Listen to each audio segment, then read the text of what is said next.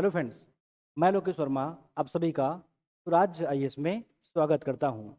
आज की इस वीडियो में हम सीजीपीएससी मेंस का पेपर 7 कल्याणकारी विकासात्मक कार्यक्रम एवं कानून के अंतर्गत एक महत्वपूर्ण टॉपिक है छत्तीसगढ़ शासन की कल्याणकारी योजनाएं। उसी के अंतर्गत एक महत्वपूर्ण योजना है नियद नेलनार योजना। इनसे संबंधित जो है लगभग सभी विषय पर आज के एपिसोड में हम चर्चा करने वाले हैं। अगर आप सीजीपीएससी मेंस, सीजीपीएससी प्री या किसी भी व्यापम परीक्षा की अगर तैयारी कर रहे हैं तो यह वीडियो आपके लिए बहुत ही उपयोगी होगा।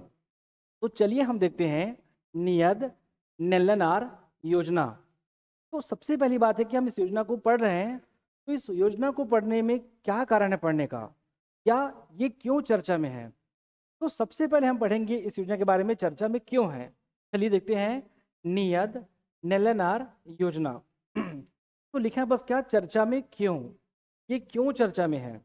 अब इस बात को समझने के लिए हमको समझना पड़ेगा भारत सरकार का एक अभियान है नक्सल मुक्त भारत अभियान। जैसे कि आप सभी जानते होंगे कि हमारी जो भारत सरकार है उनका उद्देश्य है 31 मार्च 2026 तक भारत को नक्सल मुक्त बनाना। और उसी जो है अभियानों में आपका दो जो है उनका मुख्य एजेंडा है। एक एजेंडा है रक्षात्मक तरीके से, ध्यान रखेंगे। एक हम यहाँ पास क्या पढ़ेंगे, रक्षात्मक तरीके से। दूसरा हमारा होगा कि आपका सकारात्मक जो है आपका तरीके से। क्लियर है। नक्सल मुक्त जो है भारत अभियान में उनके दो अप्रोच होंगे, एक हमारा आपका रक्षात्मक और एक हमारा आपका सकारात्मक। रक्षात्मक मतलब ये है कि ऐसे जो है नक्सल प्रभावित क्षेत्र जहाँ पर आम नागरिकों को सुरक्षा प्रदान करने के लिए वहाँ पर कई जो है पायलट प्रोजेक्ट है, कई जो है आपका कार्यक्रम होगा और कुछ ऐसे जो है आपका योजना होगा जो वहाँ पर लागू की जाएगी। क्लियर है, ऐसा आपको ध्यान रखना है। दूसरा है आपका सकारात्मक। सकारात्मक जो है अगर हम एजेंडे की बात करें तो पर्टिकुलर जो है उस नक्सल प्रभावित क्षेत्रों में आपका जितनी भी जो बुनियादी सुविधाएं हैं जैसे कि बिजली है, सड़क है, पानी है, इस प्रकार की तमाम सुविधाएं आपका दी जाएगी। जिससे यह होगा कि जो भी आपका नक्सली हिंसा में संलग्न है अगर वो आत्मसमर्पण करते हैं तो वो जो क्षेत्र है वो नक्सली जो है हिंसा से क्या होगा, वो आपका बहाल होगा। तो ये एक्चुअल में भारत सरकार का आपका एजेंडा है नक्सल मुक्त जब का भारत अभियान में। अब इसी जो है अगर हम सकारात्मक जो उनके एजेंडे की बात करें, आपको ऐसा ही आपको एक एजेंडा दिखाई पड़ेगा छत्तीसगढ़ राज्य में नियद नेलनार योजना। और ये भी जो योजना है वो केवल और केवल जो है बस्तर क्षेत्र के कहाँ लागू होगा, आपका नक्सल प्रभावित क्षेत्रों में लागू हो चुका है। अब इसको पढ़ने का मतलब क्या है, इसको पढ़ने का मतलब ये है कि हमारा गृह मंत्रालय ने आपका एक सूची तैयार किया हुआ है नक्सल प्रभावित जो आपका क्षेत्रों का, जिसे उन्होंने क्या किया है 4 भागों में वर्गीकृत किया है। ये आप सभी को पता होगा। अगर हम उन 4 भागों की बात करें तो जो अति नक्सल अगर हम प्रभावित जिला की बात करें तो छत्तीसगढ़ राज्य में केवल 4 जिले हैं। पूरे भारत के 6 जिलों में से जो अति नक्सल प्रभावित जिला है उसमें छत्तीसगढ़ राज्य का 4 है। वही केवल अगर मैं नक्सल प्रभावित जिला की बात करूं तो छत्तीसगढ़ राज्य में आज वर्तमान में केवल 3 हैं, जैसे कि गरियाबंद, मोहला मानपुर, अंबागढ़ चौकी और साथ में आपका दंतेवाड़ा। तीसरी बात यहाँ पर आपको देखने को मिलेगा आपका ध्यान देने योग्य। अगर हम ध्यान देने योग्य नक्सली क्षेत्र की बात करें तो वो छत्तीसगढ़ राज्य में अभी वर्तमान में 0 है।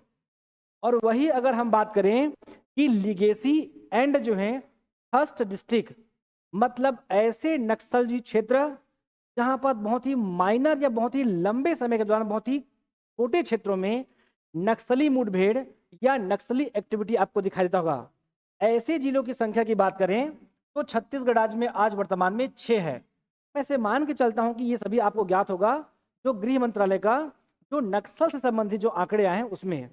अब प्रश्न ये उठता कि ये चर्चा में क्यों है, ये चर्चा में इसलिए है क्योंकि इसी जो है आपका नियद नेलनार योजना के माध्यम से इस राज्य के कई जो है ऐसे गांव हैं जो नक्सल मुक्त हुए हैं, इसीलिए ये योजना अभी वर्तमान में चर्चा में है। तो समझते हैं कि सबसे पहले ये योजना चर्चा में क्यों है। तो देखेंगे यहाँ बस वर्तमान में चर्चा में क्यों है। तो क्या है, क्योंकि यह छत्तीसगढ़ के नक्सल प्रभावित जिलों में विकास और कल्याणकारी योजनाओं को लागू करने का एक महत्वपूर्ण पहल है। मतलब ये है कि भारत सरकार का आपका एजेंडा है नक्सल मुक्त भारत अभियान में एक सकारात्मक जो आपका विकासात्मक जो उनका जो उद्देश्य है उसके लिए ये भी आपका क्या आपका एक महत्वपूर्ण जो आपका पहल है। इसीलिए ये अभी वर्तमान में क्या आपका चर्चा में है नियद नेलनार योजना। अब बात रहा यहाँ पर लिखा हुआ है कि छत्तीसगढ़ राज्य के मात्र ये 5 जिलों में लागू होगा। वो 5 जिला क्या है, तो हम इतना पढ़ सकते हैं क्या कि छत्तीसगढ़ राज्य का जो कोंडागांव है और छत्तीसगढ़ राज्य का जो बस्तर है इसे छोड़कर लगभग बस्तर के 5 जिलों में ये संचालित हो रहा है। तो ये हुआ हमारा नियद नेलनार योजना क्यों चर्चा में है। दूसरी बात पढ़ते हैं कि किसी भी योजना का इसकी क्या कभी घोषणा हुई है या हम प्रारंभ की बात करें, तो ये हमारा आज का दूसरा विषय है कि अगर इस पूरे योजना की हम बात करें तो ये कब जो है प्रारंभ हुआ था। क्लियर है, तो आगे देखते हैं। अगर इस नियद नेलनार योजना की बात करें, एक प्रश्न आपसे पूछ सकते हैं कि इस योजना का मूल अर्थ क्या है। तो जो हमारे जो दंडामी माड़िया है या जो दंडामी बोली में इसे एक्चुअल में उसका मूल अर्थ होता है आपका अच्छा गांव या फिर कह सकते हो योर गुड विलेज। तो सबसे पहली बात ध्यान रखना कि नियद लेननार का मतलब होता है आपका अच्छा गांव योर गुड विलेज। एक बात ये समझेंगे। दूसरी बात इसका प्रारंभ कब हुआ था, तो सबसे पहली बात ध्यान रखना घोषणा। इसकी जो घोषणा है 15 फरवरी 2024 को हुआ था। ध्यान रखें इस डेट को, 15 फरवरी 2024 को इसका घोषणा हुआ था। जबकि अगर हम इसके प्रारंभ की बात करें तो ध्यान रखेंगे 15 जुलाई 2024 को ये लागू हुआ था या प्रारंभ हुआ था। ये 3 बातें आपको ध्यान रखना है कि नियद नेलनार का मतलब होता है आपका अच्छा गांव, एक बेहतर गांव बनाना है। दूसरी बात यहाँ पर 15 फरवरी को घोषणा हुआ था और लागू कब हुआ, तो छत्तीसगढ़ राज्य के 5 जिलों में 15 जुलाई वर्ष 2024 से लगातार संचालित है। आपको ऐसा ध्यान रखना है कम से कम इन विषयों के बारे में। अगर हम प्रारंभ की बात करते हैं तो हम पहले बोल चुके हैं इसका अर्थ क्या है, आपका अच्छा गांव। आपका अच्छा गांव का मतलब है स्थानीय दंडामी बोली में होता है नियद नेलनार अर्थात आपका अच्छा गांव। ऐसा आपको पढ़ना होगा। आगे बढ़ते हैं उद्देश्य। अब हम देखते हैं कि इसका मुख्य उद्देश्य क्या है। अब ऑब्वियसली इसका कोई तो मुख्य उद्देश्य होगा। क्यों? क्योंकि भारत का एक बड़ा अभियान है नक्सल मुक्त भारत अभियान। उस नक्सल मुक्त भारत अभियान के अगर उस रिपोर्ट को भी देखेंगे, उस रिपोर्ट में इस योजना का महत्वपूर्ण जो आपका भूमिका है। ऑब्वियसली इसका उद्देश्य कुछ बड़ा होगा। तो अगला पढ़ते हैं कि इसका उद्देश्य क्या है। तो अगर हम इसके उद्देश्य की बात करें, सुरक्षा शिविरों के आसपास विकास को बढ़ावा देना। अगर इस पूरे योजना को देखेंगे ना तो किसकी बात हो रही है, नक्सल प्रभावित क्षेत्रों की बात हो रही है। और उस नक्सल प्रभावित क्षेत्रों में विकास करने से पहले उसको नक्सल मुक्त करना होगा। या अगर वो नक्सल प्रभावित क्षेत्र भी है तो हमारे सुरक्षा कर्मियों के माध्यम से वहां पर बुनियादी सुविधाएं मुहैया कराई जाएगी। इसीलिए यहाँ पर ध्यान रखना कि सुरक्षा शिविर, अगर हम सुरक्षा शिविर की बात करें तो अभी वर्तमान में कम से कम 14 कैंप है जो वर्तमान में संचालित है। 14 कैंप है और ध्यान रखेंगे लगभग आपका 23 विकास खंडों में। इतना 23 विकास खंडों में और इस राज्य के लगभग 90 ग्राम पंचायत में। ध्यान रखेंगे 90 ग्राम पंचायत वर्तमान में संचालित है। अब ऐसा क्यों कर रहे हैं, इसका मतलब ये है कि जो 14 जो है हमारा आपका जो कैंप है, इस 14 कैंप के अगर हम चारों देखें तो लगभग 5 किलोमीटर के दायरे में या 5 किलोमीटर की दूरी में जितने भी ग्राम पंचायत आएंगे एक्चुअल में वहीं पर लागू होगा नियद नेलनार योजना। और ध्यान रखेंगे लगभग आपका 5 जो है गांवों का चयन किया जाएगा। 5 किलोमीटर की दूरी में और 5 गांवों का चयन किया जाएगा।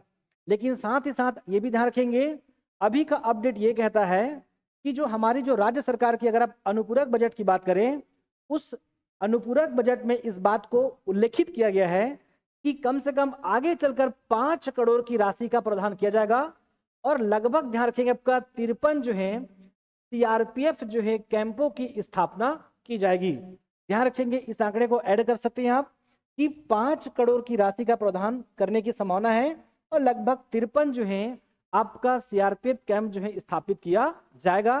फिर क्या होगा, फिर इस कैंप के 5 किलोमीटर की दूरी में ये जो गांवों को आपका अच्छा गांव ये कह सकते हो, यहाँ पर बुनियादी सुविधाएं दी जाएगी। क्लियर है, ऐसा आपको ध्यान रखना है। दूसरी बात, आपका दूरस्थ ग्रामीण क्षेत्रों में मूलभूत सुविधाएं पहुंचाना। दूरस्थ ग्रामीण क्षेत्रों में, अब ये दूरस्थ का मतलब ये है क्योंकि एक्चुअल में जितने भी जो नक्सल प्रभावित क्षेत्र है वो लगभग सभी जो है मुख्य धारा से पृथक है। मुख्य धारा से पृथक है मतलब ऐसे जो है वनांचल क्षेत्र जहाँ पर वनों की सघनता बहुत ज्यादा है, जो पहाड़ी है, जहाँ पर पठारी क्षेत्र है, लगभग उन जो है दुर्गम ग्रामीण क्षेत्रों में मूलभूत सुविधाएं पहुंचाने जाने की बात है, अर्थात बिजली, पानी, सड़क, इस प्रकार की तमाम सुविधाएं पहुंचाई जाएगी। तीसरी बात, नक्सलवाद की जगह विश्वास और आत्मनिर्भरता को बढ़ाना। अब यहाँ पर क्या बोला जा रहा है, नक्सलवाद की जगह विश्वास। अब सोचे कि पहले से ये क्षेत्र जो है नक्सली क्षेत्र के अंतर्गत है, अब यहाँ पर आपको बोला कि यहाँ बस विश्वास जगाना है। और विश्वास कैसे होगा कि जो भी हमारे जो नवयुवक युवतियां अगर जो है नक्सली हिंसा में अगर वो लिप्त है या संलग्न है, उसे हम कैसे विश्वास दिलाएं। तो इस विश्वास को दिलाने के लिए बुनियादी सुविधाएं पहुंचाएगी हमारी स्टेट गवर्नमेंट। ध्यान रखेंगे, लगभग 25 बुनियादी सुविधाएं इसमें मेंशन है। आपका सड़क, बिजली, पानी की बात चल रहा है। दूसरी बात है आत्मनिर्भरता को बढ़ाना, मतलब केवल बुनियादी सुविधाओं की बात नहीं है, इनको साथ ही साथ आपका रोजगार भी यहाँ पर सृजित करना होगा, महिला को सशक्त करना होगा, तब जाके हम कहेंगे आत्मनिर्भरता को बढ़ाने की बात हुई है इनके प्रमुख उद्देश्यों में। क्लियर है, आगे बढ़ते हैं। सरकारी योजनाओं का समस्त लाभ सीधे ग्रामीणों तक पहुंचाना। सिंपल सी बात है कि एक्चुअल में बस्तर के अगर इन क्षेत्रों की बात करें तो यहाँ पर ऐसे बहुत से आम जनमानस है तो यहाँ पर क्या है वो पात्र है, लेकिन उसको बेसिक सुविधाएं या तमाम योजनाएं उनको उपलब्ध नहीं हो पा रहा है। तो सीधा सीधा इस योजना का उद्देश्य है, हमने पहले बोल चुका है कि अगर मैं राज्य और मैं केंद्र की बात करूं, इन दोनों का साझा रूप से लगभग 32 योजनाओं को यहां पर पहुंचाने की बात हुई है। कितने, लगभग 32, और उससे आगे और भी जा सकता है, आपको ध्यान रखना है। आगे बढ़ते हैं, अगला है बस क्या, लगभग 25 बुनियादी सुविधाएं। मैं पहले बोला था कि बुनियादी सुविधाएं का मतलब यह है सड़क, बिजली, स्वच्छता, मोबाइल कनेक्टिविटी, ये सब कुछ यहाँ पर बनाया जाएगा। यहाँ तक का खेल जो है प्रतिभाओं के लिए यहाँ पर खेल मैदान, यहाँ तक का सामुदायिक भवन। सामुदायिक भवन मतलब जहाँ पर वो खुलकर चर्चा कर सके, उनके जो है जीवन में किस प्रकार की समस्या है, क्या प्रकार का परिवर्तन करना चाहते हैं, ये तमाम बातें कहाँ कर सके वो सामुदायिक भवन में।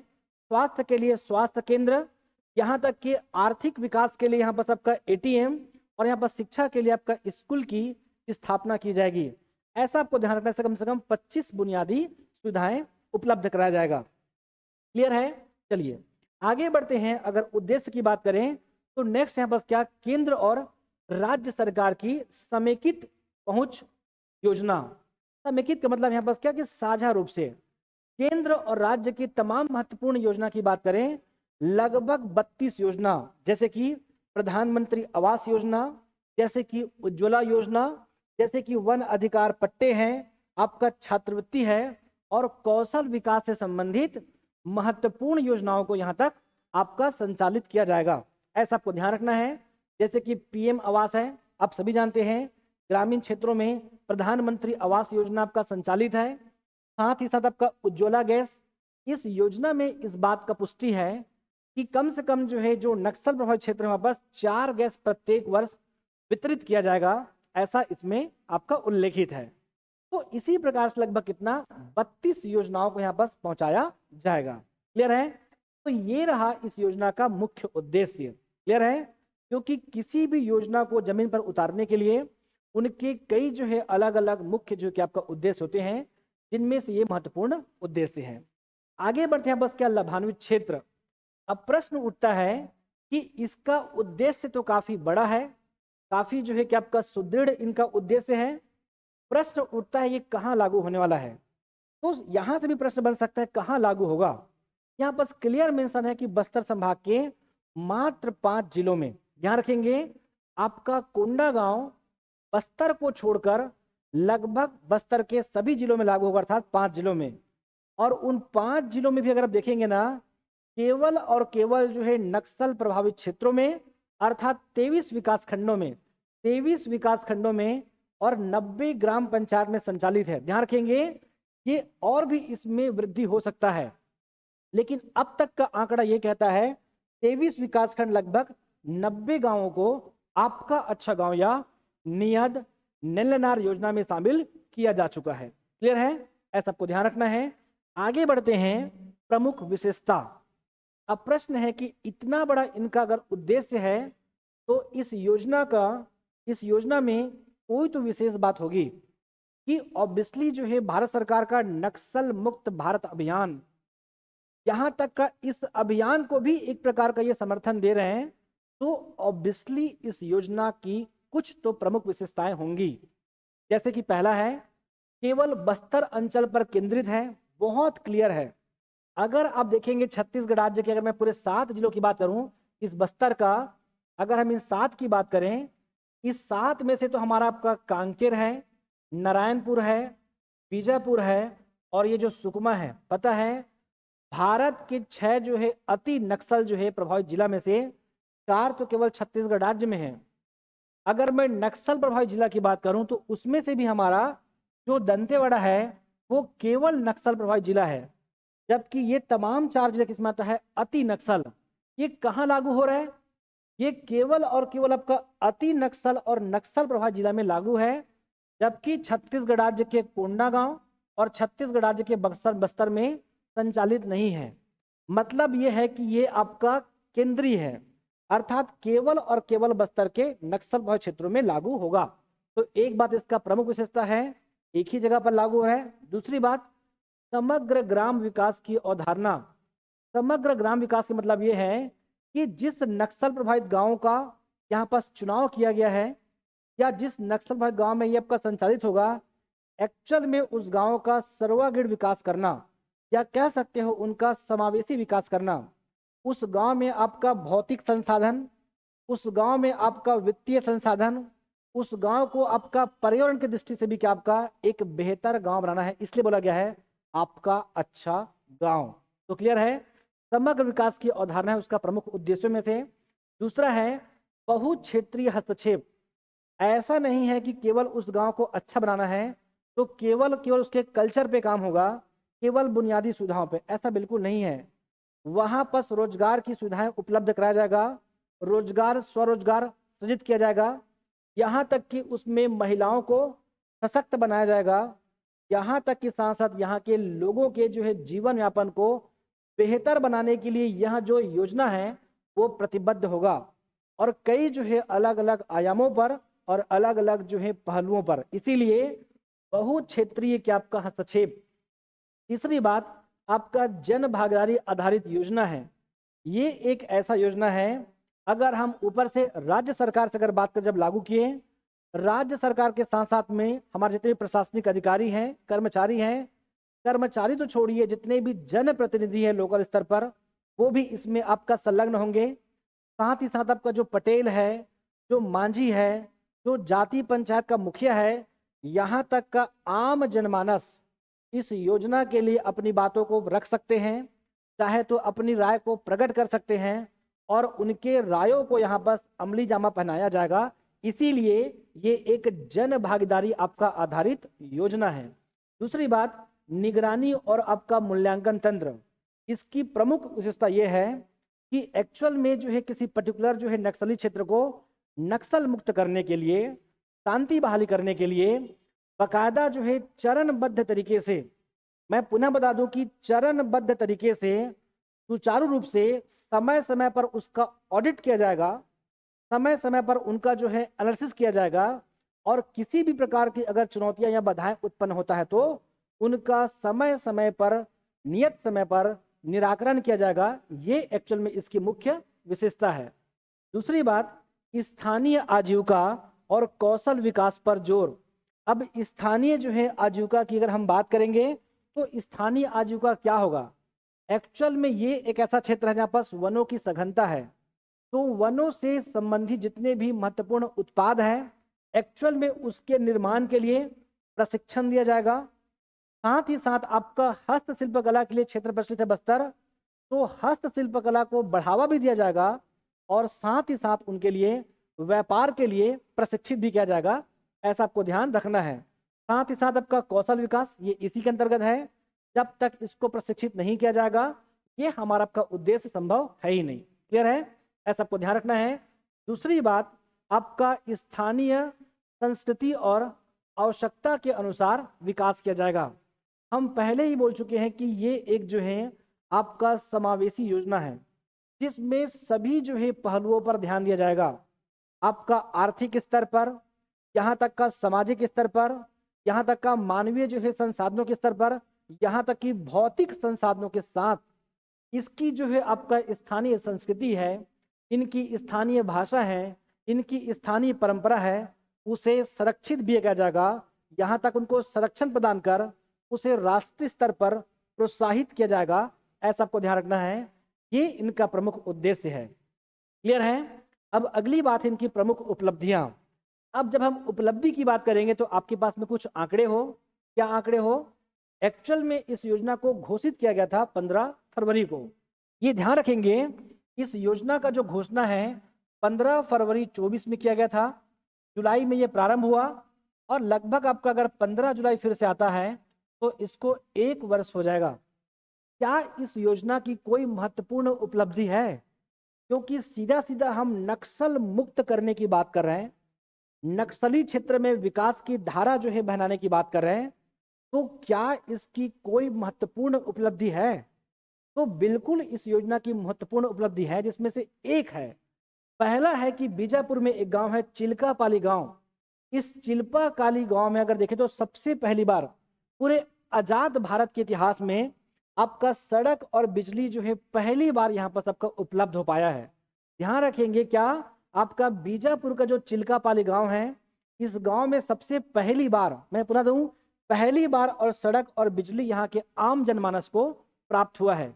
ये इसकी महत्वपूर्ण उपलब्धि है। दूसरा, हमने पहले बोल चुका है कि छत्तीसगढ़ राज्य में अगर हम पूरे गृह मंत्रालय की रिपोर्ट को देखें तो कई ऐसे गांव हैं जो नक्सल मुक्त हुआ है। आप सभी जानते हैं, यहाँ तक के छत्तीसगढ़ राज्य में जो नक्सल प्रभावित जिलों की संख्या है उसमें कमी भी देखने को मिला है, आपको ऐसा ज्ञात होगा। क्लियर है? दूसरी बात, आपका मुदवेंडी जैसे आदिवासी गांवों में बिजली, सड़क, पानी, स्वास्थ्य, ये तमाम जो है बुनियादी सुविधाएं प्राप्त हुआ है। अब प्राप्त हुए तो क्या होगा? अगर इस जो है मुदवेंडी गांव को इस योजना के माध्यम से अगर बुनियादी सुविधाएं प्राप्त हुआ होगा तो इसके आसपास जितने भी जो निकटस्थ गांव हैं वो उनके लिए क्या होगा? एक ये आदर्श ग्राम होगा। ये मतलब आसपास के गांव क्या करेगा? वो प्रभावित करेगा, या कह सकते हैं वो उनके जैसा बनाने का वो क्या करेंगे? वो प्रयास करेंगे। ये इसकी महत्वपूर्ण उपलब्धियों में से एक है।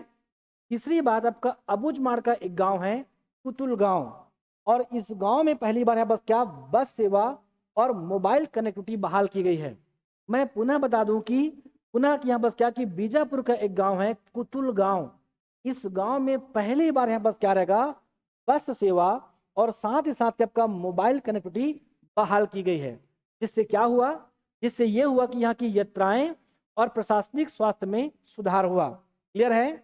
यहाँ के आम जनमानस को यहाँ से एक दूसरे से दूसरी जगह से आपका प्रवास में क्या हुआ? आपका बेहतर जो सुविधाएं आपका प्राप्त हुआ है इस कारण से, इस योजना के माध्यम से। चौथी बात यहाँ बस क्या, नक्सलियों के आत्मसमर्पण में वृद्धि, क्योंकि विकास के विकल्प ने हिंसा छोड़ने के लिए उन्हें आपका प्रेरित किया है। मैं पुनः बता दूं कि अब का जो आंकड़ा ये कहता है, हमारा जो भारत सरकार का जो गृह मंत्रालय है उसका आंकड़ा ये कहता है कि 2024 में छत्तीसगढ़ राज्य, ध्यान रखेंगे, छत्तीसगढ़ राज्य में लगभग 881 नक्सलियों ने आत्मसमर्पण किया है। वही अगर मैं अब तक का 2025 के अगर मैं आंकड़ों की बात करूं तो भारत सरकार ये कहती है कि लगभग 521 जो है नक्सलियों ने आत्मसमर्पण किया है। और सोचे कि नक्सली जो है आत्मसमर्पण क्यों करेंगे?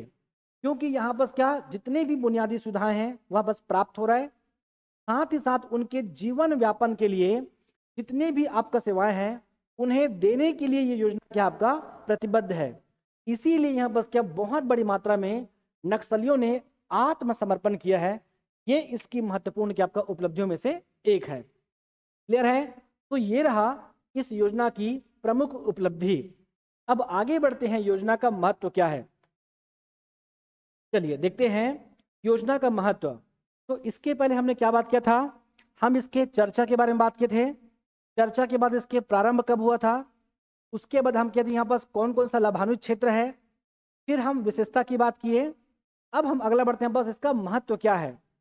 तो किसी भी योजना के महत्व को समझने के लिए आपको सबसे पहले पढ़ना होगा कि उस योजना की आवश्यकता क्यों पड़ी। क्लियर है? सबसे पहली बात आपको समझना होगा कि उस योजना की आवश्यकता क्या है, क्लियर, की जरूरत क्यों पड़ा। दूसरी बात जो है, इस योजना का क्या भागीदारी होगा या क्या इसका योगदान होगा। क्लियर है?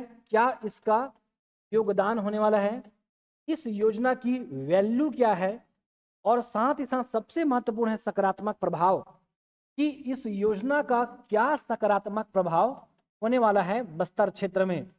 अगर आप इन 3-4 बातों को समझ जाएंगे तो आप इसका महत्व आराम से निकाल सकते हैं। उस योजना की आवश्यकता क्यों पड़ी, उस योजना की क्या भागीदारी योगदान क्या होगा, उस योजना की वैल्यू क्या है और उसका सकारात्मक प्रभाव क्या होगा। केवल इतनी बातों से हम बता सकते हैं कि इस योजना का महत्व क्या हो सकता है। क्लियर है? तो देखते हैं आदिवासी विकास की एकीकृत दृष्टि। अब सोचिए कि ये जो योजना है केवल बस्तर में क्यों लागू हुआ, क्योंकि छत्तीसगढ़ राज्य के लगभग अति नक्सल और नक्सल की बात करूं, और केवल अगर मैं लिगेसी एंड थ्रस्ट डिस्ट्रिक्ट की बात करूं, पूरे सातों के सातों जिले अभी भी नक्सल से आपका प्रभावित है। इसीलिए इस योजना का सबसे पहला महत्व है, इसकी आवश्यकता क्यों है, नक्सली क्षेत्र में विकासात्मक कार्यक्रम करना। तो क्यों एकीकृत दृष्टि, मतलब जितने भी जो आदिवासी जो है आपका जो क्षेत्र है, अर्थात पूरे आदिवासी भाई बहनों के बीच में एकीकृत मतलब पूरे समावेशी विकास, मतलब हर प्रकार की सुविधाएं, बुनियादी सुविधाएं, यहाँ तक कि राज्य सरकार की जो और भारत सरकार की तमाम योजना है उसे यहाँ पर लागू करना। आप सभी की बात कर सकते हो, वित्तीय संसाधन, मानवीय संसाधन, भौतिक संसाधन, यहाँ तक का पर्यावरणीय संसाधन, यहाँ तक का तकनीकी संसाधन, सब कुछ यहाँ पर मुहैया कराना है। ये इसका महत्व है, ये सब कुछ यहाँ पर होने वाला है, ये इसका महत्व है। क्लियर है? दूसरी बात, ग्राम आधारित मॉडल। अगर इन तमाम जो है सुविधाओं को देखें, यहाँ पर क्या बोला जा रहा है, ग्राम आधारित मॉडल। तो मैं ग्राम आधारित मॉडल की बात करूं, एक्चुअल में ये जो है जो हम जितने भी हम अगर सैन्य शिविर की बात करते हैं, वो सैन्य शिविर के 5 किलोमीटर के दायरे में और आगे चलकर 10 किलोमीटर में संचालित हो सकता है। कि क्या वजह कि ग्राम आधारित मॉडल, ग्राम नहीं, एक्चुअल में ये आदर्श ग्राम की भांति डेवलप होने वाला है। क्यों? क्योंकि हम पहले ही बोल चुके 32 योजनाएं, 25 बुनियादी सुविधाएं दिया जाएगा। एक्चुअल में अगर उस पूरे ग्राम को देखेंगे तो सभी जो है क्षेत्रों में विकास करने वाला है। साथ ही साथ वहाँ के आम जनमानस के जीवनयापन के लिए उसको बेहतर जीवन जो है देने के लिए ये योजना पुनः मैं बता दूं प्रतिबद्ध होगा। तो क्या होगा, वो एक आइडियल गांव के रूप में तैयार होने वाला है। इसीलिए इसका जो महत्व है ग्राम आधारित मॉडल है। अगर इस योजना को देखेंगे तो इसका योगदान अगर देखेंगे तो ये एक्चुअल में एक जो है आदर्श ग्राम स्थापित करने वाला है। इसीलिए ग्राम आधारित क्या आपका मॉडल है। क्लियर है? दूसरी बात, आगे बढ़ते हैं। अगर हम इसके महत्व की बात करें, आत्मनिर्भरता की दिशा में प्रयास है। आत्मनिर्भरता की दिशा में प्रयास है मतलब यहाँ का जो है, अगर मैं हस्तशिल्प कला की बात करूं या जो है वनों से संबंधित जो है महत्वपूर्ण उत्पादों की बात करें, वो आज भी जो है केवल वो क्षेत्रीय स्तर पर उनका विस्तार है। हमारी सरकार ये कहना चाहती है कि इसे जो है आर्थिक स्तर पर भी उसे क्या करना है, उनको और जो है परिपक्व और जो है मजबूत बनाना है। तो क्या करेंगे, उनके हस्तशिल्प कला को, यहाँ तक वनों से संबंधित जितने भी उत्पाद है उनके व्यापार के लिए एक नया जो है आपका रास्ता या पाथ बनाया जाएगा। तब जाकर इसका महत्व क्या है, आत्मनिर्भरता के दिशा में प्रयास, जिसमें से हमारा एक आपका रोजगार और स्वरोजगार के आपका सृजित करना, ये भी इस योजना का उद्देश्य है। और उसका उद्देश्य है तो एक्चुअल में आत्मनिर्भर बनाना, ये इसका महत्व होगा। क्लियर है? आगे बढ़ते हैं। दूसरा है असुरक्षित क्षेत्रों में विकास की पहल। इसका महत्वपूर्ण महत्व में से एक है, महत्व है क्या, असुरक्षित। ध्यान रखेंगे यहाँ पर जो हमारा जो कंटेंट लिखा है इसे आप ध्यान रखेंगे, असुरक्षित क्षेत्रों में विकास की पहल। अब असुरक्षित का मतलब है, क्योंकि ये तो लागू ही होगा केवल नक्सली जो आपका नक्सली प्रभावित क्षेत्र में। अब हमको पहले से ही पता है कि वो एक असुरक्षित क्षेत्र है, और ऑब्वियसली वहां पर सबका नक्सल मुक्त किया जाएगा, वहां पर शांति बहाली की जाएगी, यहाँ तक कि बुनियादी सुविधाएं उपलब्ध कराया जाएगा। तो इसका क्या मतलब हुआ, इसका ये महत्वपूर्ण जो है महत्व है कि यहाँ बस असुरक्षित क्षेत्रों में विकास की एक पहल की जा रही है, ये उनका महत्व है। क्लियर है। दूसरी बात, स्थानीय नेतृत्व को बढ़ावा। मैं पहले बता चुका हूं कि स्थानीय नेतृत्व को बढ़ावा ये एक जो है समावेशी योजना है। लगभग इसमें सभी जो है लोग इसमें क्या होंगे, संलग्न होंगे। अर्थात जितने भी जो स्थानीय जनप्रतिनिधि है, जातीय पंचायत का मुखिया हो, मांझी हो, आपका पर्टिकुलर उस क्षेत्र का जो आपका जो पटेल हो, यहाँ तक का ग्राम पंचायत का जो मुखिया है, ये सभी जो है इस योजना में क्या रहेंगे, वो एक्टिव होंगे। इसलिए वो यहाँ बस क्या कि स्थानीय नेतृत्व को ये बढ़ावा देने वाला है, ये इसका महत्व होगा। क्लियर है। दूसरी बात, संवेदनशील प्रशासनिक व्यवस्था कि ऑब्वियसली इस योजना को लागू करने वाले हैं 25 बुनियादी सुविधाएं, 32 जो है साझा रूप से राज्य और भारत सरकार की योजनाएं लागू होगा। इस पूरे को जो है क्रियान्वित करने के लिए बहुत बड़ी मात्रा में सुरक्षा बलों की हमको आवश्यकता है। सुरक्षा बलों के साथ में आपका उचित जो है प्रशिक्षित जो है कर्मचारी प्रशासनिक अधिकारियों की आवश्यकता होगी। ये सभी जो है आपका आदिवासी जनमानस के साथ में आपका साझा रूप से कार्य करने वाले हैं। इसीलिए ये इसका महत्व होगा कि संवेदनशील प्रशासनिक जो कि आपका व्यवस्था कि एक्चुअल में जो है ये उनके भाषा, उनके रहन सहन, उनको समझेंगे और उन्हीं के साथ साथ में उनका सर्वांगीण विकास किया जाएगा उन तमाम जो ग्राम पंचायतों का। क्लियर है, ये इसका महत्व होगा। क्लियर है। दूसरी बात है बस क्या, सांस्कृतिक संरक्षण और समावेशन। हम पहले ही बोल चुके हैं यहाँ बस क्या, यहाँ पर विकास करना है, यहाँ पर भौतिक स्तर पर, मानवीय स्तर पर, आपका तकनीकी स्तर पर, साथ ही साथ इनका समावेशी विकास की बात हुई है। लेकिन इसका मतलब ये नहीं है कि इनकी संस्कृति को, इनकी रहन सहन को, इनकी भाषा में किसी प्रकार का कोई हस्तक्षेप या बाधा उत्पन्न की जाएगी, ऐसा बिल्कुल नहीं है। इनकी संस्कृति का संरक्षण भी करना है। मैं पहले कई बार बोल चुका हूं, इसे राष्ट्रीय स्तर पर उसे प्रोत्साहित भी किया जाएगा, ये आप सभी को ज्ञात होगा। क्लियर है। तो ये इसका महत्व है। अब अगली बात यह है कि बस्तर जो है अगर बात करें तो लगभग बस्तर में 7 जिले हैं, 7 में से 5 संभागों में लागू होगा, 5 जिलों में लागू होगा, और 5 जिलों की अगर बात, लगभग 34 लाख यहाँ की जनसंख्या है, और उतनी जनसंख्या में लगभग जितने भी नक्सल प्रभावित क्षेत्र हैं वापस लागू करना है। मतलब ये अपने आप में एक बहुत बड़ा चुनौती होगा। क्यों? क्योंकि मैं पहले बोल चुका हूं कि छत्तीसगढ़ राज्य के बस्तर के सातों जिले किसी न किसी कैटेगरी से नक्सल प्रभावित क्षेत्रों में आज भी शामिल है। ध्यान रखेंगे, किसी न किसी कैटेगरी में बोला जा रहा है, इसीलिए ये अपने आप में एक चुनौती होगा। क्लियर है। तो चलिए अब देखते हैं इनकी चुनौतियां। अगर हम इनकी चुनौतियां की बात करें तो भौगोलिक जो है दुर्गमता, तो जितने भी जो नक्सल प्रभावित क्षेत्र हैं, क्योंकि कहाँ लागू होगा, नक्सल प्रभावित क्षेत्रों में, उन ग्राम पंचायतों में, ये सभी की अगर हम इनके पर्टिकुलर जो है अगर क्षेत्रों की बात करें तो ये बस्तर के जो लगभग आपका सुदूर अंचलों में, आपका पहाड़ी में, पठारों में और मुख्य धारा से पृथक क्षेत्रों में ये आपका लागू होने वाला है। और वहां तक तमाम सुविधाएं और योजना को लागू करना अपने आप में क्या आपका एक चुनौती होगा। इसीलिए भौगोलिक संरचना दुर्गमता एक महत्वपूर्ण चुनौती है। क्लियर है। दूसरी बात, संचार और जो है परिवहन की कमी। हम बहुत अच्छे से जानते हैं कि आज भी अगर हम इस बस्तर के संचार और परिवहन की बात करें तो वहाँ पर उतनी जो है बेसिक सुविधाएं आपका आज भी उपलब्ध नहीं है। इसीलिए तो राज्य सरकार के द्वारा क्या किया गया है, आपका मुख्यमंत्री ग्रामीण बस सेवा योजना, ये कहाँ लागू हुआ है, केवल बस्तर और सरगुजा में। इसी जो है नक्सल प्रभावित क्षेत्रों में आपका परिवहन की सुविधा मुहैया कराने के लिए राज्य सरकार के द्वारा आपका मुख्यमंत्री ग्रामीण बस सेवा योजना संचालित की जा रही है। अर्थात आपका संचार और परिवहन की यहाँ पास आज भी अब कमी है, ये महत्वपूर्ण चुनौती है और इस चुनौती को दूर करने का प्रयास राज्य सरकार के द्वारा किया जा रहा है। क्लियर है। तीसरी बात, नक्सलवाद और आपका सुरक्षा संकट। क्या बोला जा रहा है? नक्सलवाद और आपका सुरक्षा संकट। जब नक्सलवाद और सुरक्षा संकट की बात कर रहे हैं कि एक्चुअल में आज भी इन क्षेत्रों में नक्सली हिंसा आपको दिखाई देगी, तो सरकार के पास पहला चुनौती है कि सबसे पहली आपका उसे नक्सल मुक्त क्षेत्र बनाया जाए, फिर वहां पर सबका शांति बहाली की जाए और उसके पश्चात जो है आम जनमानस में जागरूकता जो है आपका सृजित कर इन तमाम जो है बुनियादी सुविधाएं और इन तमाम जो है 32 योजनाओं को क्रियान्वित करने का प्रयास किया जाएगा। ये अपने आप में बहुत ही बड़ा चुनौती है, इसीलिए नक्सलवाद और आपका सुरक्षा संकट ये एक महत्वपूर्ण चुनौती होगा इस योजना को लागू करने के लिए। क्लियर है? ऐसा सबको ध्यान रखना है। दूसरी बात, आपका शिक्षा और जागरूकता का अभाव। क्या बोला जा रहा है? आपका शिक्षा और जागरूकता का अभाव। अब शिक्षा की जब बात करेंगे सबको बस्तर की साक्षरता की आंकड़े पता हो।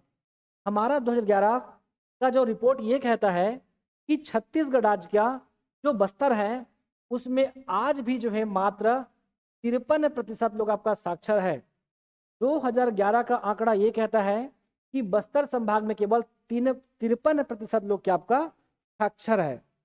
और जितनी भी जो योजनाएं हैं, अगर वहां पर लोग साक्षर नहीं होंगे, शिक्षित नहीं होंगे, लिख पढ़ नहीं पाएंगे, तो इस योजना को वहां तक उपलब्ध कराने के पश्चात भी वहां तक उसको अमल करने में क्या होगा, हमें एक बाधा उत्पन्न होगा, हमें चुनौती महसूस होने वाला है। इसीलिए आपका शिक्षा और जागरूकता का अभाव ये एक महत्वपूर्ण चुनौतियों में से एक होगा। क्लियर है? आगे बढ़ते हैं। प्रशासनिक विलंब। अब जब हम प्रशासनिक विलंब की बात करेंगे तो ध्यान रखेंगे, एक तो सबसे पहली बात है ये दुर्गम क्षेत्रों में है। मतलब अगर हम बात करिए पहाड़ी या कह सकते हो कि वनांचल क्षेत्रों की बात हो रही है, तो एक तो प्रशासनिक विलंब इसलिए होगा क्योंकि इसे जो है दूरांचल क्षेत्रों में लागू करना है तो वहां तक पहुंचने में समय लगेगा। दूसरी बात है कि क्या उनकी जो है रहन सहन, उनकी भाषा, बोली, संस्कृति, परंपरा को किसी प्रकार से कोई हस्तक्षेप किए बगैर हमें वहां पर विकास लेकर आना है या तमाम योजनाओं को लागू करनी है, संचालित करनी है। क्लियर है? ये भी अपने आप में एक बाधा है। तीसरी बात, हमारे पास जो जितने भी प्रशासनिक अधिकारी हैं, कर्मचारी हैं और जितने भी प्रबंध करता है, इस योजना का जो प्रबंधन करता है वो सभी जो है आपका उचित रूप से क्या आपका वो प्रशिक्षित हो। ये अपने आप में चुनौती है। भाषा को तो ऑलरेडी अपने आप में चुनौती रहेगा ही, लेकिन उनको उचित प्रशिक्षण प्राप्त हुआ हो ये अपने आप में क्या होगा, चुनौती होगा। क्लियर है? ऐसा सबको ध्यान रखना है। सीमाएं। अब आगे बढ़ते हैं। बस क्या कि सीमाएं, हम इसकी महत्व के बारे में बात कर चुके हैं, इनकी विशेषता के बारे में बात कर चुके हैं। अब अगला है हमारा क्या आपका सीमाएं हैं। क्या इस योजना की कोई तो सीमा होगी? क्या ये पूरे छत्तीसगढ़ राज्य में लागू होने वाला है? तो ऐसा तो बिल्कुल नहीं है। तो देखते हैं इनकी सीमाएं क्या क्या है। तो सीमित क्षेत्र विस्तार, इनकी सीमा खुद अपने आप में इनकी सीमाएं हैं, क्योंकि ये राज्य के मात्र जो कितना 5 जिलों में लागू हो रहा है। इसको बस्तर संभाग के कोंडागांव और बस्तर को छोड़कर, इसे छोड़कर 5 जिलों में लागू होगा। कांकेर, नारायणपुर, बीजापुर, सुकमा, दंतेवाड़ा में लगभग 23 विकास खंडों में और 90 ग्राम पंचायत में अभी ये संचालित है। तो एक तो इनकी सीमा है इनका क्षेत्रीय विस्तार। दूसरी जो इनकी सीमा है जन जागरूकता का अभाव है। क्लियर है? मैं पुनः बता दूं कि छत्तीसगढ़ राज्य में अगर मैं पूरे साक्षरता की बात करूं बस्तर अंचल का, तो केवल और केवल 53% लोग साक्षर हैं। ओनली साक्षर है, शिक्षित भी नहीं है।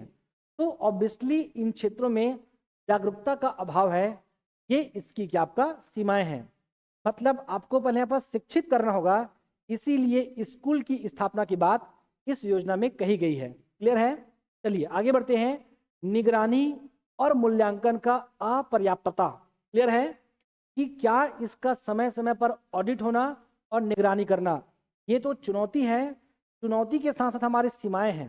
ध्यान रखेंगे कि निगरानी और मूल्यांकन की अपर्याप्तता की योजना के कार्यों की प्रगति और साथ में परिणामों की नियमित निगरानी एवं साथ ही साथ यहाँ बस क्या रहेगा, मूल्यांकन का सीमित व्यवस्था आपका उपलब्ध है।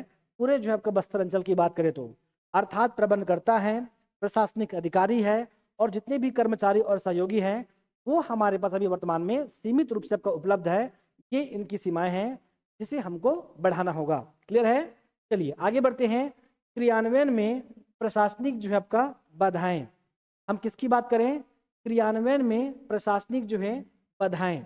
अब प्रशासनिक बाधाओं की बात करें तो पुनः यहाँ पर क्या लिखा है कि जब स्थानीय स्तर पर प्रशिक्षित कर्मियों और संसाधनों की कमी, यहाँ पर हमारे पास में बहुल मात्रा में संसाधनों की उपलब्धता होना चाहिए और साथ ही साथ में यहाँ पर क्या कि उचित प्रशिक्षित कर्मियों की यहाँ पर क्या जनसंख्या हमारे पास में ठीक ठाक होनी चाहिए, तब जाकर हम इस योजना को पूर्ण तरीके से क्या कर सकते हैं, संचालित कर सकते हैं। तो ये भी इसकी क्या आपका सीमाएं हैं कि क्रियान्वयन में जो है आपका सीमित जो है प्रशासनिक जो क्या आपका कर्मचारी। क्लियर है? ऐसा को ध्यान रखना है। दूसरी बात आपका वित्तीय संसाधनों की कमी। अब जब वित्तीय संसाधनों की कमी की बात करेंगे तो पूरे आप इस योजना को देखिए। अगर इस योजना को देखेंगे तो अभी हमारे पास में 2 आंकड़े प्राप्त हुआ है। 2 आंकड़े क्या प्राप्त हुआ है कि अभी जो है राज्य सरकार के द्वारा लगभग कुछ दिनों के पूर्व 25 करोड़ की राशि और आवंटित की गई है इस योजना के लिए। मतलब पूर्व राशि में उसमें और जो है एड ऑन किया गया है 25 करोड़ की राशि। उसके बाद हमको सुनने को यह मिलेगा कि अनुपूरक बजट में लगभग जो है 5 करोड़ की राशि प्रस्तुत की गई है।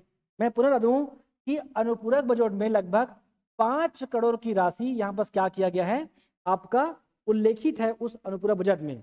और इसमें बोला जा रहा है लगभग 53 कैंप, मैं पुनः बता दूं लगभग आपका 53 जो है सीआरपीएफ कैंप बनाने की बात की गई है। क्लियर है? तो 25 करोड़ 5 करोड़, तो इस प्रकार से कह सकते हैं कि अगर हमें जो है अपेक्षित अगर बजट हमें प्राप्त नहीं होता है, वित्तीय संसाधन अगर हमको प्राप्त नहीं होता है, तो ये जो है एक्चुअल में इसकी क्या होगी, एक जो हमारी क्या होगी वो कमियां होगी। तो वित्तीय जो है संसाधन कमी ये इनका क्या आपका एक चुनौती है। क्लियर है? मतलब इनको एक अपेक्षित बजट जो आपको उपलब्ध कराना ये इनका क्या आपका एक चुनौती होगा। क्लियर है? ऐसा आपको ध्यान रखना है। स्थायी विकास की कमी।